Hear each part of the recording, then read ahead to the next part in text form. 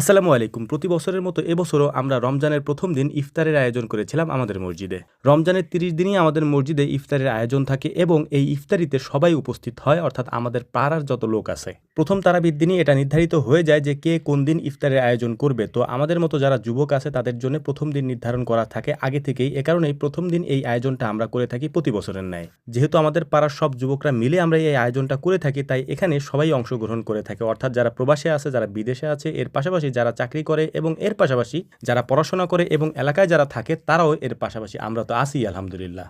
স্বাভাবিকভাবে আমাদের মসজিদে মুসল্লি বেশি হয়, এর কারণ হচ্ছে আমাদের পাড়ায় একটাই মসজিদ এবং আমাদের এখানে ৮০ থেকে ৮২টার মতো ঘর আছে এবং এই ঘরের যত লোক আছে সবাই আমরা এক মসজিদেই নামাজ পড়ার চেষ্টা করি আলহামদুলিল্লাহ। সব থেকে গুরুত্বপূর্ণ এবং ভালো লাগার ব্যাপারটা হচ্ছে এখানে সব ঘর থেকেই সবাই ইফতার করার জন্য মসজিদে চলে আসে। বাড়িতে যত ভালো ইফতারি আয়োজন করা হোক না কেন, সবাই মসজিদ থেকেই ইফতারি করে। তো আলহামদুলিল্লাহ আমরা বাজার থেকে বাজার সদাই করে নিয়ে এসে তারপর আমাদের যে